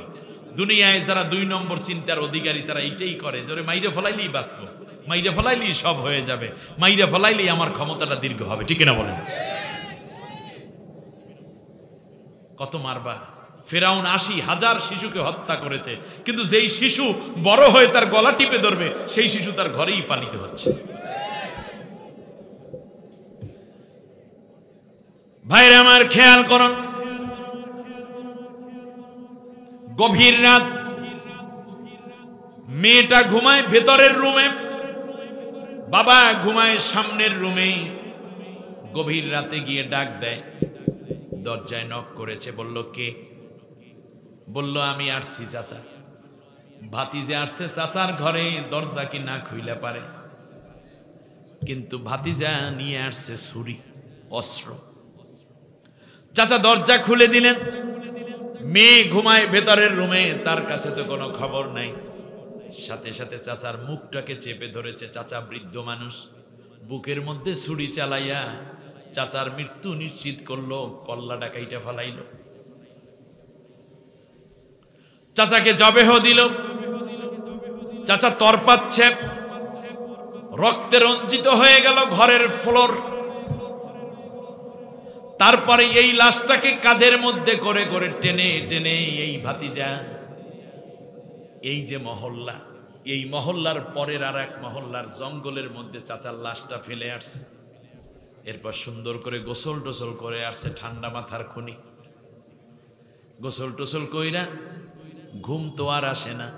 ফজর ওয়াক্ত যখন হয়ে গেছে, চারদিক ফর্সা হয়ে গেছে, এইদিকে মেয়েটা ঘুম থেকে উঠছে। বাবা প্রতিদিন মেয়েকে ডাক দিয়ে ওঠে। ঘরের মধ্যে যদি বাবা থাকে, মা থাকে, সন্তানকে নাম ধইরা ধইরা ডাকে। আমাকেও আমার বাবা ডাকতো। বাবা যেই দিন বিদায় হয়ে গেছেন, এখন আর ফজরে কেউ নাম ধইরা ডাকে না। আমার বন্ধুগণ খেয়াল করুন, বাবাই ডাকে না, তাই বলে মেয়ের ঘুম আর ভাঙবে না বুঝি। মেয়ে নিজেই অটো ঘুম ভেঙে গেল। দরজা খুলে, নিজের রুমের দরজা খুলে সামনের বারান্দায় আসলো। এসে দেখতেছে মেঝেতে বাবা রক্ত পড়ে আছে, প্রচুর রক্ত, সোপ সোপ রক্ত, কিন্তু বাবার লাশটা পর্যন্ত নাই। মেয়েটা চিৎকার দিল জোরে, ও আল্লাহ, আমার বাবা কোথায়? এত রক্ত কেন? কে আমার বাবাকে হত্যা করলো? বাবার লাশটাও তো পাই না। ওই চাচাতো ভাই বাড়ির কাছেই দাঁড়ানো ছিল। যখন বোনের কণ্ঠ পাইল, দৌড়াইয়া চলে আসছে। হত্যাকারী কে? ওই নিজেই দৌড়াইয়া আসছে। আইসা তাড়াতাড়ি বুইনের মাথার মধ্যে হাত দেয়, গালের সাথে গালটা লাগায়, বুকের মধ্যে মাথাটা নেয়। উদ্দেশ্য ভালো না খারাপ? খারাপ। চিন্তা করিস না বোন, কোন জালেম আমার চাচারে হত্যা করছে, আমি তো তোর ভাই। এই পৃথিবীতে আমি ছাড়া এই হত্যার কেই বা উদ্ধার করবে? আমি ছাড়া কে এই কথা তথ্য দেবে? অতএব চল চল, চাচাই যেখানে যারা হত্যা করছে সবগুলারে বাইন্দা নিয়ে ফেরাউনের দরবারে দিয়ে আসব। অতএব এখন আর কোনো কাজ নাই, এখানে কাঁদিয়া কোনো লাভ নাই, তুই আমার সাথে চল। চরম বিপদের সময় চাচাতো ভাই যখন এই কথা বলল, বুইনে খুব বেশি রাজি হলো। তার কারণ কেউ তো তার নাই, বাবাকে তো খুঁজে বের করতে হবে। ফ্যানটা বন্ধ করে দাও। আমার ভাইয়েরা, মুসা আলাইহিস সালাম তখনও উপস্থিত আছেন এই মিশরে। মুসা পয়গম্বর আলাইহিস সালামের সময়ের ঘটনা এটা। এইদিকে সন্ধ্যা ঘনিয়ে আসে, লাশ খুঁজে পাওয়া যাচ্ছে না। ফাঁকে ফাঁকে এই ভাইটা বোনকে একটু জড়াইয়া ধরতে চায় আর বলে, ভাই, বাবা হারা সন্তানের গায়ে তুমি হাত দিও না, তার কারণ আমার বাবা সারা দুনিয়ায় আমার আর কেউ ছিল না। বলে, দেখবি আমি সব বের করে দিব। বোনকে একটু ভালোবাসাও দিতে চাই, মনের মধ্যে মহব্বত তৈরি করতে চাই, অসৎ উদ্দেশ্য সাধন করতে চাই, আবার চাচার লাশ বের করে দেওয়ারও প্রতিশ্রুতি দেখাচ্ছে। দিন চলে যায়, রাত হয়ে গেল। রাত্রিটাও কাটালো, রাস্তায় রাস্তার মধ্যেই কাটায়, শুধু লাশ তালাশ করে। আসলে লাশ কোথায় বলেন, এত খোঁজার দরকার আছে নাকি? ওই নিজেই জানে। ইলিয়াস আলী, বিএনপির নেতা,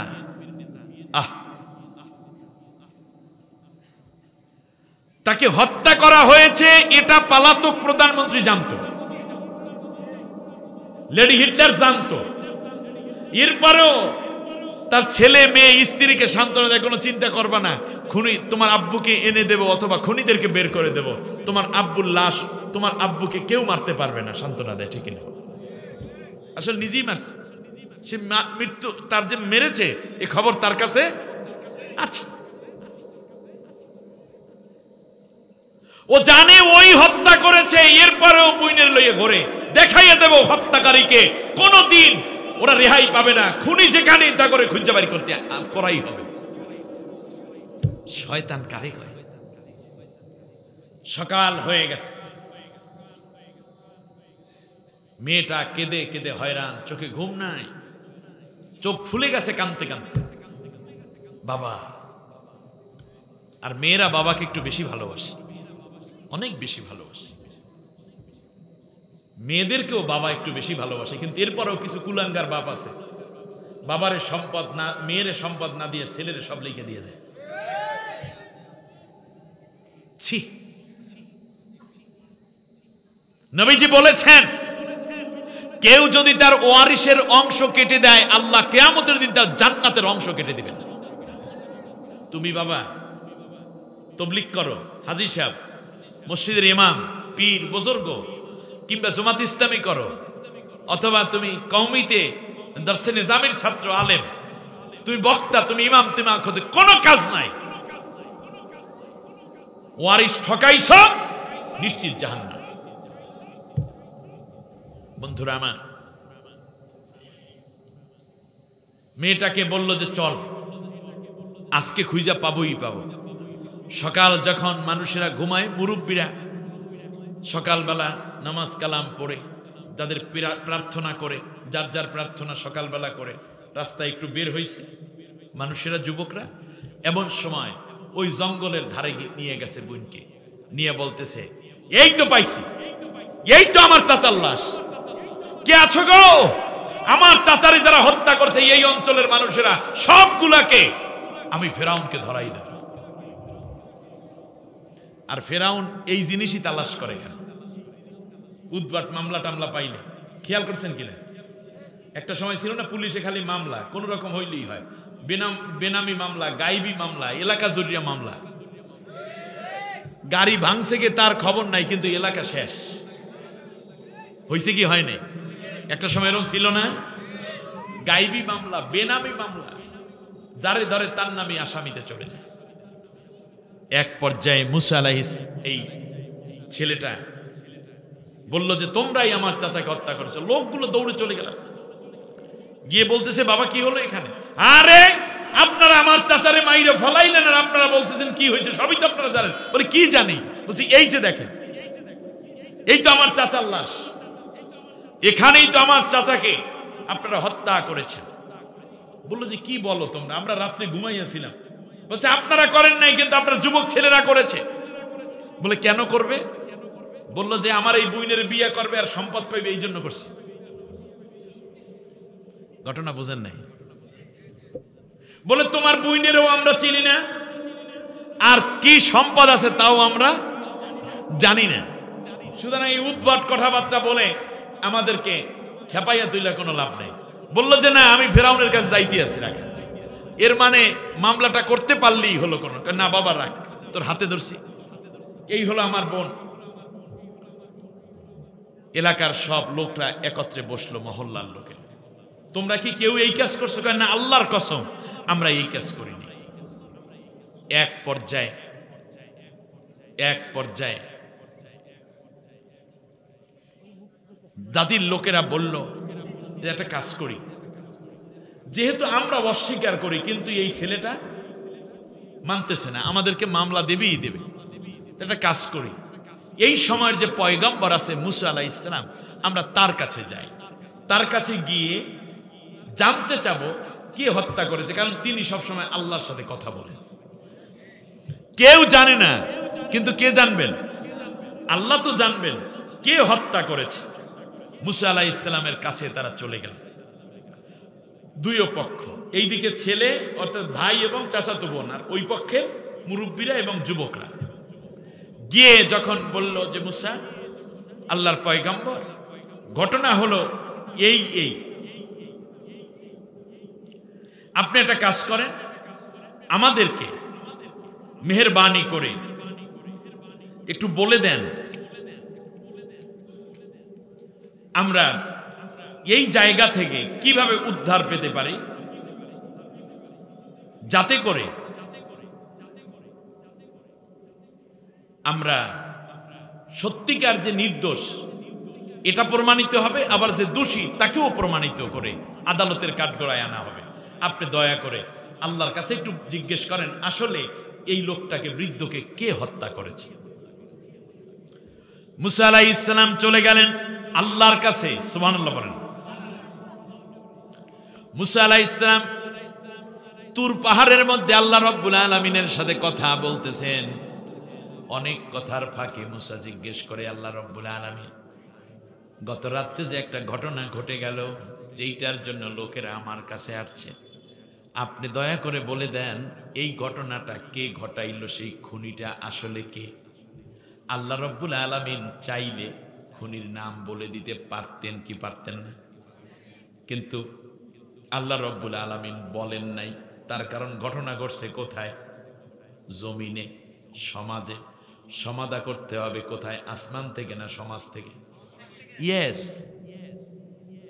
সমস্যা যেখানে সেখানেই সমাধা করতে হয়, কিন্তু আসমানি পরামর্শ নিতে হবে।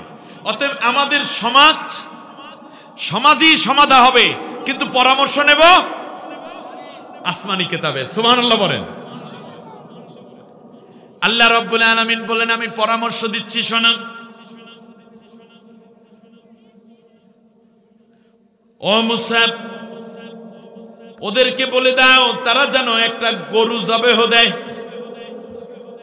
এই গরু জবেহ দেওয়ার পরে গরুর সিনা থেকে এক টুকরা গোশত কেটে নিয়ে আসবে, অথবা ঘাড় থেকে একটা অংশ কেটে নিয়ে আসবে, ঘাড়ের গোশত এনে যেই জায়গায় বৃদ্ধকে জবেহ করা হয়েছে ওই জায়গায় গোশতটা লাগাইয়া দেবে। ওই গরুর গোশত যখন এই জায়গায় লাগাইবে, আমি আল্লাহর হুকুমে এই মানুষটা জীবিত হয়ে দাঁড়াইয়া যাবে। জীবিত হওয়ার পরে এই মানুষটা নিজেই বলে দেবে কে তাকে হত্যা করেছে। আল্লাহু আকবার। তাহলে বোঝা যায় হত্যা কোনোদিন চাপা। গরুর গোশত ওসিলা করে হলেও খুনিকে আল্লাহ বের করে দেন। অতএব মনে রাখবা, যারা হত্যা করেছো পিলখানায়, যারা হত্যা করেছো 2006 সালে 28শে অক্টোবরে, যারা হত্যা করেছো শাপলা চত্বরে, যারা হত্যা করেছো জুলাই আন্দোলনে, একটা হত্যাকারীও নিরাপত্তা পাবা না। আল্লাহ রব্বুল আলামিন কোনো না কোনো ভাবে তোমাদেরকে এই জাতির সামনে ধরাইয়া দেবে। হত্যাকারীর রেহাই নাই। প্রিয় বন্ধুরা আমার, খেয়াল করুন, আল্লাহ রব্বুল আলামিন আসমান থেকে পরামর্শ দিলেন, বাস্তবায়ন হবে কোথায়? আল্লাহ কিন্তু খুনির নাম বলেন না, হত্যাকারীর নাম বলেন না, কিলারের নাম বলেন না, বরং বলেন এই আমল করো, তাহলে কিন্তু বের হয়ে আসবে হত্যাকারীর পরিচয়। হযরতে মুসা আলাইহিস সালাম জাতির কাছে এসে বললেন, ওয়াইদ ক্বালা মুসা লিকাওমিহি ইন্নাল্লাহা ইয়া'মুরুকুম আন তাযবাহু বাকারা ক্বালু আতাত্তাখিযুনা হুজওয়া ক্বালা আউযু বিল্লাহি আন আকুনা মিনাল জাহিলিন। মুসা আলাইহিস সালাম তুর পাহাড় থেকে চলে আসলেন, সিনাই থেকে চলে এসে তিনি জাতির লোককে বললেন, তোমরা তো অপেক্ষমান, লাশ এই দিকে একটু 2 দিন হয়ে যাচ্ছে, একটু ফুলে উঠবে না, একটু আস্তে আস্তে করে ভিন্ন ভাব হচ্ছে। বলল যে আল্লাহ অর্ডার করেছে তোমরা একটা গরু জবেহ দাও। গরু জবা দিয়ে তার একটু টুকরা গোশত ওই কাটা জায়গায় লাগাইয়ে দিবে, আল্লাহর হুকুম এসে জীবিত হয়ে যাবে। জীবিত হয়ে সেই বলবে কে তাকে হত্যা করেছে। ওই যে ভিকটিম, যাদের বিরুদ্ধে মামলা করলো, তারা বলল, মুসা কি বলো, মইরে গেছে মানুষ, গড়া জবা দেবে গরু, আর সেই গরুর গোশত পাইয়া মানুষ জীবিত হইয়া খুনির নাম বইলা দেবে, আমাদেরকে কি পাগল পাইছে? বিশ্বাস হয় নাই। কার কথা? আল্লাহর কথা ওদের বিশ্বাস হয় নাই। তা আল্লাহর কথা যার অবিশ্বাস হয় তাদের কপালে সুখ না ভোগ? ভোগ। এই তো বুঝতে পারছেন, আমরা আল্লাহর কথা বিশ্বাস করি নাই। যে আল্লাহ আমাদের নেয়ামত দিবে, দারিদ্রতা ভোগাইয়া দেবে, আল্লাহ তাআলার আইন দিয়া চললে দেশে নারীরা তাদের সম্ভ্রম নিয়ে চলবে, দুর্নীতি থাকবে না, আমরা বিশ্বাস করি নাই, এই জন্য ভোগতেছি। একবার বিশ্বাস করি, ভোগ দুর্ভোগ সব কাটিয়ে দিবেন কে?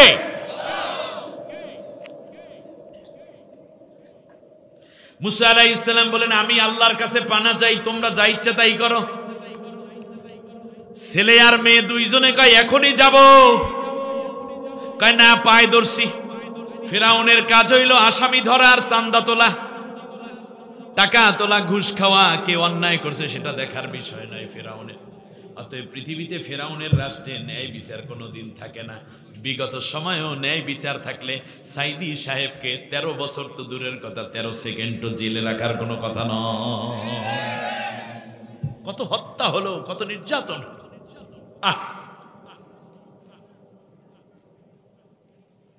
জাতির লোকেরা এসে বলল, মুসা ঠিক আছে তোমার কথা মানলাম, তাহলে আল্লাহর একটু জিজ্ঞেস করো গরুটা কেমন হবে।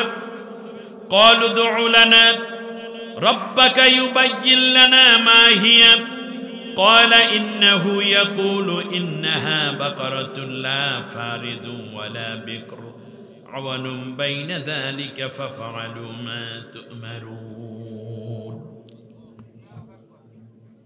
গরুটা বেশি বয়স্ক হবে না। মুসা আলাইহিস সালাম আল্লাহরে জিজ্ঞেস করে, আল্লাহ ওরা বলছে গরুটা কেমন হবে? আল্লাহ রাব্বুল আলামিন জবাব দিলেন, এই গরু নিয়ে আবার তুমি আসছো? গরু হবে মধ্যম বয়সী, একেবারে ছোটও না বুড়াও না, মধ্যম বয়সী। এইরকম একটা গরু আমি আল্লাহ তাআলা বললাম, এইভাবে যা বলছি ওদেরকে বলো, ওরা যেন জবাব দিয়ে দেয়। আল্লাহ চায় সহজ করতে, মানুষে চায় কঠিন করতে, শর্ত দিতে, ঠিক কিনা বলে?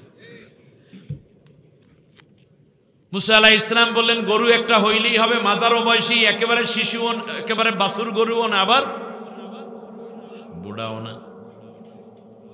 ক্বালু দুউ লানা রাব্বাকা ইউবায়্যিন লানা মা লাউনুহা। বলো দেখি। মুসা আলাইহিস সালামকে আবার জিজ্ঞেস করে, মুসা তাহলে গরুটার কালার কেমন হবে, রং কেমন হবে? মুসা আলাইহিস সালাম আল্লাহর কাছে জানতে চান, আল্লাহ গরুর কালারটা কেমন হবে?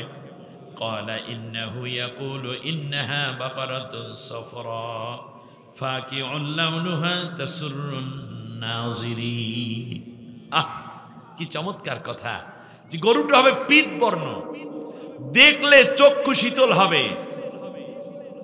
এত সুন্দর গরু স্বাভাবিকভাবে নজরে কারো পড়ে নাই, এমন হতে হবে গরুটা। ওরাও আল্লাহর সাথে পেঁচায়, আল্লাহও কি দিচ্ছেন? শর্ত দিচ্ছেন। ক্বালু দুউ লানা রাব্বাকা ইউবায়্যিন লানা মা হিয়া। দুইটা শর্তের কথা আল্লাহ জবাব দিলেন। তৃতীয়বারে বলে, মুসা গরু সেই গোশতে মানুষ জীবিত হবে, এই গরু বৈশিষ্ট্যটা কেমন হবে আমাদেরকে বলো। মুসা আলাইহিস সালাম আল্লাহর কাছে জানতে চায়। আল্লাহ আবার জবাব দেন, ইন্নাল বাকারা তাশাবাহা আলাইনা ওয়া ইন্না ইনশাআল্লাহু লামুহতাদুন। গরু হবে এমন আনকমন, যে গরু স্বাভাবিকভাবেই মানুষের দৃষ্টি আকর্ষণ করবে, শুধু না বরং এমন গরু আর পাওয়া যায় না, ওই এক পিসই পাওয়া যায়, এইরকম একটা গরু হইতে হবে। ক্বালা ইন্নাহু ইয়াকুলু ইন্নাহা বাকারাতুন লা যালুলুন তুসিরুল আরদা ওয়া লা তাসকিল হারুস মুসাল্লামাতুল লা শিয়াতা ফিহা। আরো একটা কথা আছে, সেটা হলো এই গরুটা দ্বারা হাল চাষ করা হয় নাই, পানি উত্তোলনও করা হয় নাই, মানে ওর কাঁধে জোয়াল দেয়া হয় নাই, মই চাষও করা হয় নাই, পানি ওঠানোর কাজেও ব্যবহার করা হয় নাই। মুসা আলাইহিস সালামের কথা শুনে জাতির লোকেরা বেরিয়ে পড়ল গরু খোঁজার জন্য। মানুষ খুঁজে বাইর করে কি? গরু। কথা কয় না। এই গরুর মূল্য বাড়াইছে কে? না, আল্লাহ বাড়াইছে। প্রথমে বাড়াইছিলেন আল্লাহ। ওদের কর্মের কারণে ওরা যত শর্ত দিছে, গরুর দাম তত বাইরে গেছে। এখন এই গরু আছে টোটাল মিশরে একজনের কাছে, এক পিস। শুনতেছেন না আপনারা? মনে ওই গরুটা হইল এক এতিম বাচ্চা, বাবা মারা গেছে, মরার সময় গরু একই রেখে গেছে, আর কিচ্ছু নাই। বনের ধারে ছোট্ট একটা ঝুপড়ি দিয়ে মা এবং ছেলে থাকে, ছোট্ট মানুষ। জিবরিল আলাইহিস সালাম এসে বলতেছে, শোনো, কিছুক্ষণের মধ্যে মানুষের সুরাত ধরে আসছে জিবরিল, এই গরুটা ক্রয় করার জন্য 15-20 জন মানুষ আসবে, তারা কিন্তু ধনী, কম না। এই গরু দিয়া তারা বড় এক বিপদ উদ্ধার করবে, কম দামে এই গরু বিক্রি করবে না। বললো, আপনি আসছেন যেহেতু, আপনি সত্যবাদী, আপনার চেহারা দেখলে বোঝা যায়, তাহলে কত দাম দেব? বললো যে এক পাল্লায় গরু আর এক পাল্লায় স্বর্ণ, যতক্ষণ না দেবে ততক্ষণ তুমি এই গরু বিক্রি করতে রাজি হবে না। মুসা আলাইহিস সালামের থিওরি অনুযায়ী, আল্লাহর বক্তব্যের আলোকে গরুর সন্ধান শুরু করছে। এই গরু ওই গরু না, দেখতেছি ওই যে বনের কিনারে একটা গরু আছে, আয় হায়, বর্ণ, চেহারা, নাক, কান, লেজ, পিঠ, চামড়া সব মিলে 100-তে 100। যাই গরুটার গায়ে হাত দিয়েছে, সাথে সাথে ছোট্ট বাচ্চা ধরেছে, হ্যাঁ আমার গরুর গায়ে হাত দিলা কেন তোমরা? গরুটা অনেক সুন্দর, সুন্দরই তো। বললো যে তোমার আম্মা আছে, বাবা আছে? বাবা নাই, মা আছে। বলে তোমার আম্মুকে ডাকো, তোমাদের গরুটার বিষয়ে আমরা কথা বলতে চাই। মা দেখে যাও কারা আছে। মা এসছে, কি চান? বললো তোমাদের এই গরুটা আমরা কিনতে চাই। বলছি, হ্যাঁ। বাবার একমাত্র স্মৃতি এই ছেলেটা ধারণ করে বাঁচে আছে, আমার ছেলেটার মনে কষ্ট দিয়েন না, গরুটা বিক্রি করবো না। আরে তুমি বোঝো না, এইরকম 10টা গরু কিনে দেবো। 10 গরু নাই, 1000 গরু দিলেও বিক্রি করবো না। সারছে। তো শোনো, তোমার এই 100টা গরু দেব, আর একটা সুন্দর ঘর উঠাই এখানে পুকুর কাটাই দেব, এরপরে ছাগল কিনে দেবো লাগলে 200, পুকুর ভরা মাছ দিয়ে যাব, এরপরেও গরুটা দিয়ে দাও। না হইবে না। এখন যুবক যারা, তারা একটা গরু লইয়ে মাতবাড়ি করে, গরু নেই, সন্তুষ্ট হইতে হবে, এছাড়া জোর করিয়া গরু নিলে আবার সেই গরু দিয়া এই কাজ উদ্ধার করা হবে না। সন্তুষ্ট থাকতে হবে। তাই বেশ ভালো।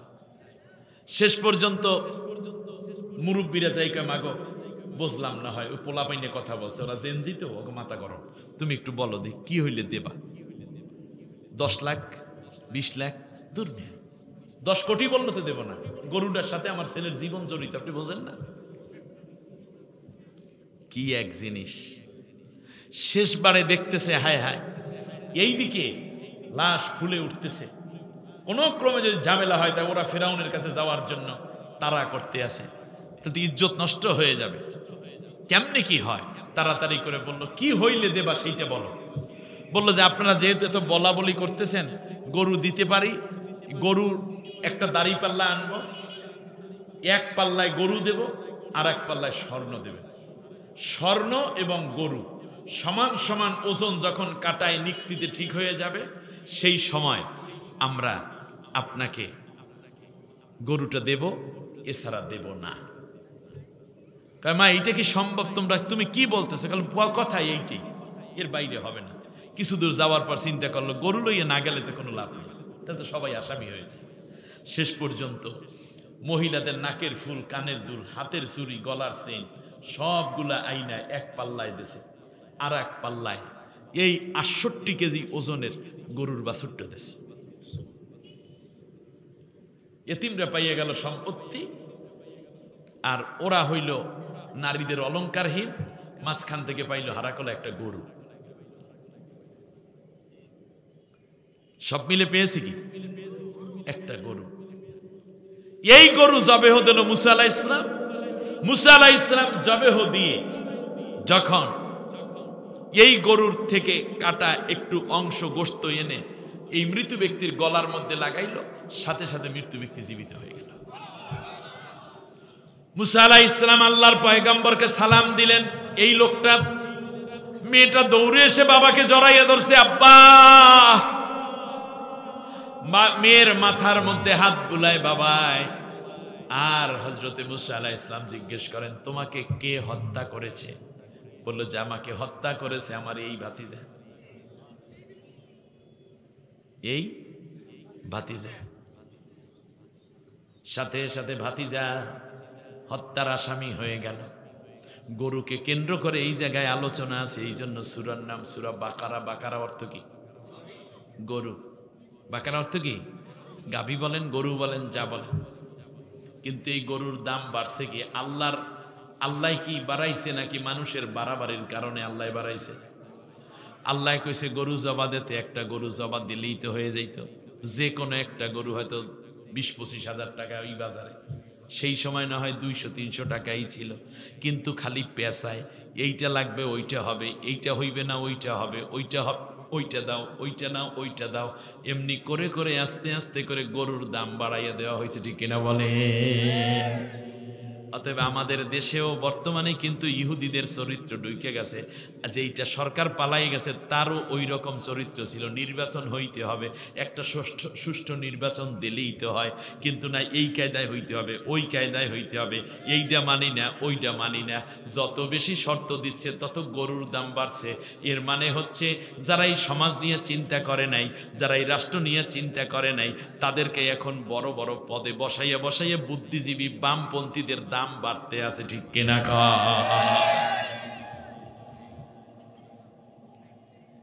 বিদেশিদের দাম বাড়াইতে আছে। আমরা যদি একত্র থাকতে পারি তাহলে কিন্তু আর ওরা নাক গলানোর সুযোগ পায় না, ঠিক কিনা কান? কিন্তু আমরা ইহুদিদের চরিত্রের মতো বিএনপি কয় একটা, জামাত কয় একটা, চরমনাই কয় একটা, হেফাজত কয় একটা, এনসিপি কয় একটা, বিভিন্ন বিপরীতমুখী কইতে কইতে বলতে বলতে শেষ পর্যন্ত দাম বাড়তে আছে, কিন্তু ঠিক কিনা কান?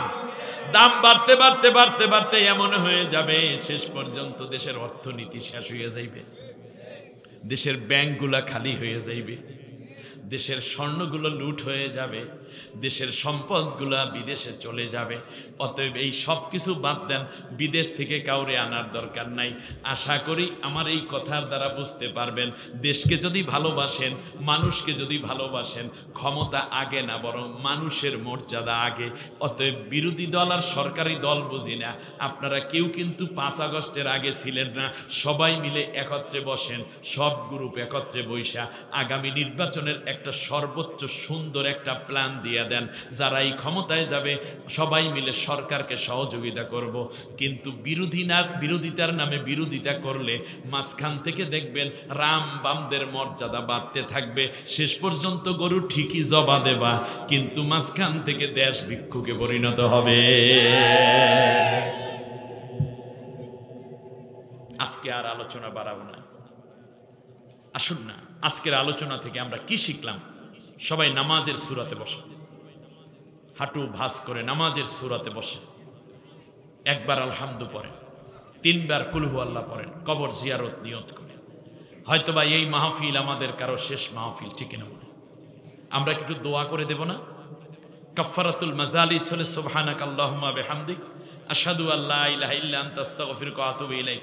এরপর আমরা এখানে কত নেককার মানুষ আছে, আমরা সবাই মিলে আল্লাহর কাছে এই গভীর রাতে একটু দোয়া করে যাব। মা বোন যারা প্যান্ডেলে আছেন মেহেরবানি করে বসে পড়ুন নামাজের সূরাতে।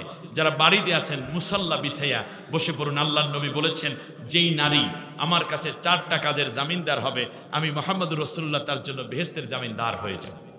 দৈনিক 5 ওয়াক্ত নামাজ পড়বে যেই নারী, রমজানের রোজা রাখবে যেই নারী, স্বামীর অনুগত খেদমত করবে যেই নারী, পর্দা পুশিদা মতো চলবে যেই নারী, এই 4টা কাজ তুমি করো, আমি নবীজি তুমি এই 4 কাজের জামিনদার হও, আমি তোমার জন্য বেহেশতের জামিনদার হয়ে যাব। সুবহানাল্লাহ। অনেক মা বোন এসেছেন এই বিশাল তাফসীরুল কোরআন মাহফিলে। দোয়া করছি আল্লাহ তাআলা সকলকে নেক হায়াত দিয়ে ধন্য করে দিন, অভাব অনটন দূর করে দিন। সম্মানিত ভাইরা, আজকে আমরা জানলাম আল্লাহ রাব্বুল আলামিন অভ্যন্তরীণ কোন্দলকে মোটেও ভালোবাসে না। যারা অভ্যন্তরীণ কোন্দল করবে আল্লাহ তাআলা সেই জাতিকে নেতৃত্ব দিবেন না, বরং তারা দারিদ্রতার মধ্যেই থেকে যাবে। আর এই থেকে বাঁচার জন্য আমাদের যেই কাজটা করা দরকার তা হচ্ছে একটি সংঘবদ্ধ, ঐক্যবদ্ধ এবং সমষ্টিগত জীবন যাপনের জন্য চিন্তা, আমাদেরকে লালন করতে হবে। যে ভাইটি এমপি হচ্ছে সে তো আমার দেশেরই ভাই এবং আমাদেরই ভাই, যে ছেলেটি কোরআন শিখছে সে তো আমাদেরই সন্তান, তার উপর কেন আমি হামলা করব? ঠিক না বলেন? মসজিদের মধ্যে ছেলেরা বসে আল্লাহর কোরআনের দার্স দিচ্ছে, সেখানে আমার ছেলের মতো, আমার ভাইয়ের মতো, আমার ছোট ভাইরা কোরআনের দার্স দিচ্ছে, সেখানে আমি হামলা করতে যাব কেন? এখন তো ফ্যাসিস্ট নাই, এখন তার সন্ত্রাসীরা নাই, এই হামলা করেছে যারা অবশ্যই তাদের খুঁজে বের করে আইনের আয়ত্তে আনতে হবে, আইনের আওতায় আনতে হবে। তারা অবশ্যই আমার বিশ্বাস ওই স্বৈর শাসকের দোসর কিনা আমার বড় সন্দেহ হচ্ছে। অতএব এখন তো আর স্বৈর শাসক নাই, এখন তো আমরাই। সুতরাং গরুর দাম আর বাড়াইয়েন না। আমার কথা জ্ঞানীদের জন্য এশারাই যথেষ্ট। সুতরাং আজকের এই দিনগুলো বনি ইসরাইল তথা ইয়াহুদীদের মতো আমরা হব না, আমরা মুহাম্মদ রাসূলুল্লাহর উম্মত হব। ঠিক কিনা বলেন? প্রয়োজনে ঠকবো, কিন্তু বিপর্যয় সৃষ্টি করুন। লা তুফসিদু ফিল আরদি বা'দা ইসলাহিহা। আল্লাহ রব্বুল আলামিন বলেছেন যে তোমরা জমিনে শান্তি প্রতিষ্ঠিত হয়ে যাওয়ার পরে আর কোন রকম তোমরা ফাসাদ সৃষ্টি করো না। জমিনে শান্তি আসছে কি আসেনি? আসছে। এখন আর ফাসাদ সৃষ্টি করা যাবে না। তাহলে আল্লাহর গজব আসবে এমন যে গজব থেকে আর কেউ রেহাই পাবে না। আল্লাহ আমাদেরকে মাফ করুন। একটা প্রশ্ন আছে, জবাব দেওয়ার জন্য চেষ্টা করবো। আসসালামু আলাইকুম। আমার জানার বিষয়, মসজিদের টুল বা চেয়ারে বসে নামাজ পড়া যাবে কিনা? এটা হচ্ছে মানসিক রোগের আলামত। একান্ত জরুরত যদি হয় যে হাঁটু এমন ফিক্সড করা যে আর কি বাঁকা করা যায় না, সেই ব্যক্তি ফ্লোরে বসে ওই লাম্বা পাও নিয়েই নামাজ পড়বে। তো মাঝখানে চেয়ার আসবে কেন? চেয়ার তো দরকার নেই। আপনি যদি বেশি অসুস্থ হন তাহলে শুয়ে নামাজ পড়েন। পা যদি ভাঁজ করতে না পারেন তাহলে পা লম্বা করে পড়ুন। খেয়াল করেছেন কিনা? পশ্চিম দিকে পা, আপনি বসবেন এভাবে সোজা, কিন্তু চেয়ারে তো না, বসতে হবে ফ্লোরে। আপনি দাঁড়াইয়ে নামাজ পড়েন, যদি রুকু করতে না পারেন দাঁড়ানো অবস্থায় মাথা একটু হালকা নুইবেন, তারপরে সেজদার সময় আরেকটু বেশি নুইবেন, কিন্তু মাঝখানে চেয়ারটাকে মাথায় ঢুকাইয়েন না। আমার কথা আপনাদের বুঝে আসছে? একটা টাকরা যুবক এখনো নিকা করতে চাই, এই কায়দার কিছু লোক আছে, নতুন মসজিদে ঢুকেই হাইটে গেল, আধা কিলো রাস্তা হেঁটে যায়, তাতে তার অসুবিধা হয় না। 10-20 কেজি ওজন মাছ, গোস্ত, সবজি নিয়ে বাজার করে নিয়ে আসে বুইরা বেটা, হ্যাঁ, এরপরে বাইয়া 5 তলা উপরে ওঠে, অজু টজু কইরে এসে মসজিদ যাই, প্রথমে চেয়ারের উপর বসে নামাজ। আল্লাহ, এটা ভণ্ডামি ছাড়া আর কি? হ্যাঁ, এখানে বলাই আছে, আপনি যদি দাঁড়াইয়া নামাজ না পড়েন তাহলে কি, পড়তে না পারলে কি অবস্থায়? বসা অবস্থায় না পারলে কি শোয়া অবস্থায়? মাঝখানে তো নবী চেয়ার দেন নাই, মাঝখানে তো চেয়ার নাই। মাতব্বরগিরি দেখায় এলাকার লিডার, শিল্পপতি, হাজী সাহেব, কোমরে ব্যথা হলে আপনি শুয়ে পড়েন নামাজের জন্য। জামাতে যেতে না পারলে বাসায় বসে পড়েন। আপনার উপরে বেশি অসুস্থ রোগীর জন্য তো জামাত দরকার নেই, কিন্তু আপনি চেয়ারগিরি দেখার জন্য মসজিদে যাইয়া চেয়ারটা গেলে কই, আবার কিছু সাইমসে আছে তারা তাড়াতাড়ি চেয়ার আইন আগাই দেয়। আল্লাহর ঘর মসজিদে বসে, আল্লাহর সামনে চেয়ারে বসে, তারপর সে ঠ্যাং লারে, আবার মাঝে মাঝে হুজুরের ওয়ার্নিং দেয়।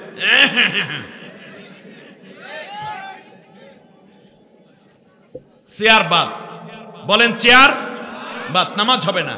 নামাজ দাঁড়িয়ে পড়া ফরজ। বলেন কি দাঁড়িয়ে পড়া ফরজ? আপনি দাঁড়ান নাই, আপনার ফরজ বাদ হলে নামাজ হবে না। আর যদি আপনি দাঁড়াইতে না পারেন, আপনি বৈশা পড়েন। হাঁটু বাস করতে না পারলে হাঁটু লম্বা করে পড়েন। রুকু করতে যদি আপনার নুইতে না পারেন, যতটুকু পারেন ততটুকু নুইবেন। এরপরেও মহাবিপদ যদি হয় যে মন চায় মসজিদে গিয়ে নামাজ পড়ি, তাহলে তার জন্য একান্ত, কিন্তু অত বড় রোগীর জন্য আর মসজিদে যাওয়ার দরকার নেই। আপনি বাসায় বসে পড়বেন। ওই যৌবনকালে যে সুন্দর করে নামাজ পড়েছিলেন, নিয়মিত যেতেন, ওই বরকতে আল্লাহ তাআলা এখন না যাইতে পারলেও ওই যাওয়ার সওয়াবই আল্লাহ আপনাকে দিয়ে দিবেন। আমি আর আজকে দলিল আদিল্লার দিকে গেলাম না, কারণ রাত হয়ে গেছে। একামত মসজিদের বামে দেওয়া যাবে কি? আশা করি উত্তর দেবেন। মসজিদ বাম পাশে দাঁড়াইয়া, বামে কি এটা তো বুঝতেছি না, একামত ও মানে একামত দিচ্ছে যিনি, তিনি বাম পাশে দাঁড়িয়ে আছেন, সেইটা না। একামত দিবেন কে আগে সেইটা বলেন। মুয়াজ্জিন, মুয়াজ্জিন দাঁড়াবে ইমাম বরাবর পেছনে, উনি তো বাম পাশে যাওয়ারই কথা না। খেয়াল করেছেন কিনা?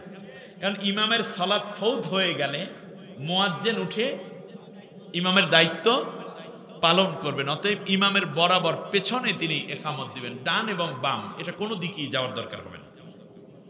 তবে হ্যাঁ, যদি এরকম হয়ে পড়ে যে ডান পাশে লোকজন আগে দাঁড়িয়ে গেছে, উনি একটু বাইরে ছিল, কোনো কারণে অজুহাত হইতে পারে না কোনো সময়, তাহলে যেখানে আছে সেখানে দাঁড়াই একামত দিলেই একামত হয়ে যাবে, তাতে কোনো অসুবিধা নেই।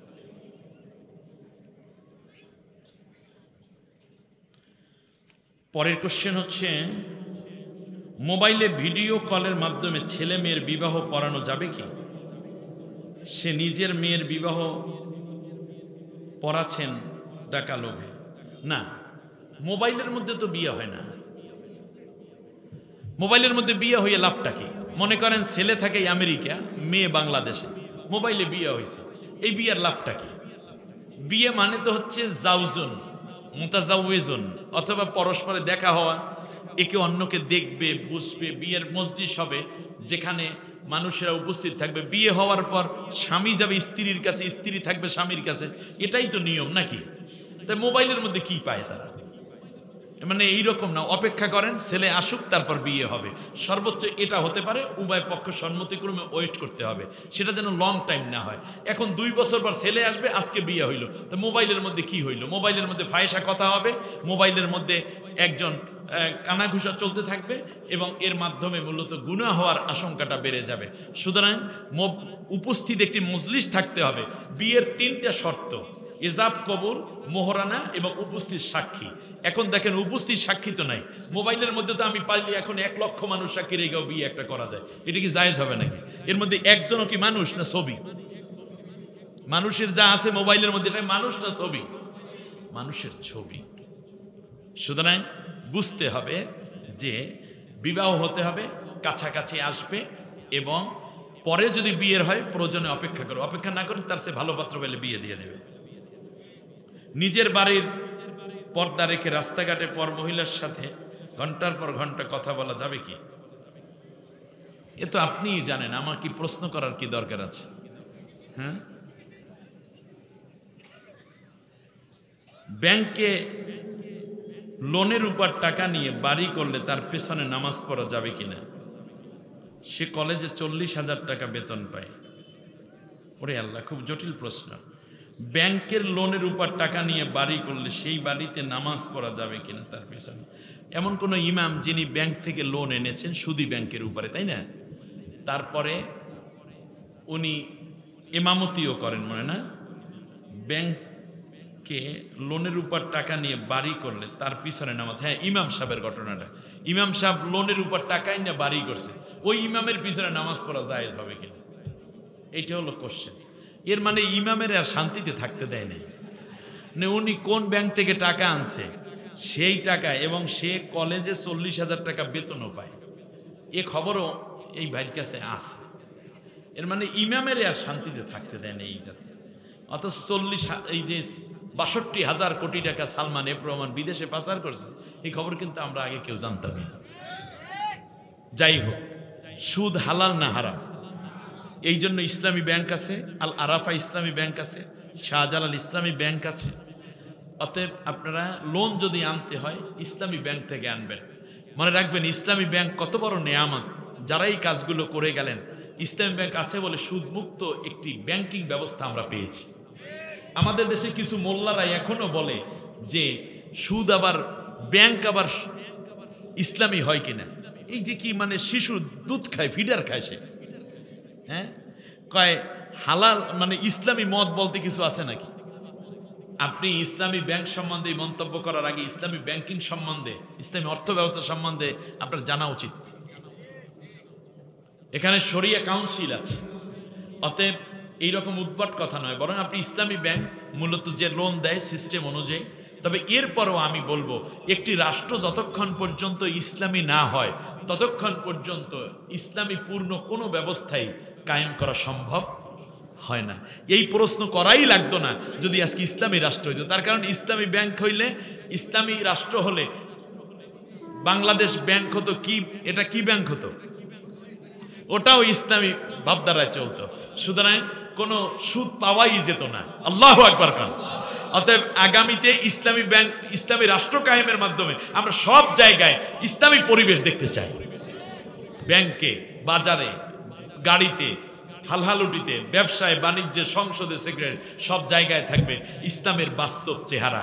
আল্লাহ আমাদের সবাইকে কবুল করুন। তবে উনি যদি অনন্যপায় হয়ে এই ব্যাংক ঋণ আনেন সেটা আলাদা কথা। আর যদি উনি সুদের উপর আনেন তাহলে ভাইকে সাবধানে বলা যে হুজুর আপনি যেটা করছেন এটা তো সুদের উপরে টাকা, সুতরাং মুনাফা ভিত্তিক অর্থ আনেন। আর আমাদের মুসল্লিদের উচিত, উনি যদি মনে করেন সুদ আনে হয়তো 5 লাখ টাকা, আমরা 5 মুসল্লি মিলে যদি 5 লাখ টাকা দিয়ে দিতেন 1 লাখ টাকা কইরা, যে ঠিক আছে বাড়িটারি করেন, 2 বছর পর আস্তে আস্তে দিতেন, তাহলে আপনাদের নামাজটাও হইতো, ওনার বাড়িটাও হইতো। কি 100 জন মুসল্লি নামাজ পড়েন, 1 লাখ টাকা ঋণ আনা লাগে, 1000 টাকা করে কর্জে হাসানা দিয়ে দেন বা দিয়ে দেন হুজুরের গিফট করে, তাই তো হয়ে যায় হুজুরের 1 লাখ টাকা। তাহলে আর মশলাও বলা লাগে না, নামাজও নষ্ট হয় না, ওনার চাকরিটাও নষ্ট হয় না। ঠিক না? অতএব আসুন না সবাই কোঅপারেটিভ হই। আল্লাহ রাব্বুল আলামিন সুদ থেকে বাঁচার জন্য আমাদেরকে মজবুত ইমানদার হওয়ার তৌফিক দিন। সুদ হারাম, এটা ইমামের জন্য হারাম, বক্তার জন্য হারাম, মুসল্লির জন্য হারাম, কৃষকের জন্য হারাম। কিন্তু আজকে সুদ ছাড়া কি পরিবেশ আছে? তার কারণ মানুষ সুদ টাকা আনে ঠেকে, ওই ঠেকটা যদি উদ্ধার হয়ে যায়, ওই যে যাকাত ভিত্তিক অর্থ ব্যবস্থা চালু হবে ইসলামী রাষ্ট্র হলে, তখন আর ঋণ তো দূরের কথা, যাকাত নেওয়ারই লোক থাকবে না, সবাই স্বাবলম্বী হয়ে উঠবে। আল্লাহ তুমি সেই তৌফিক আমাদেরকে দান করো। আমি যে কথাগুলো বললাম, আমার কোনো কথায় কষ্ট পেলে আল্লাহর রাস্তায় মাফ করে দিবেন। আপনাদের কোনো বক্তব্য আছে? আল্লাহুম্মা আমিন। আলহামদুলিল্লাহি রাব্বিল আলামিন, ওয়াসসালাতু ওয়াসসালামু আলা রাসূলিহিল কারীম। রব্বানা যালাম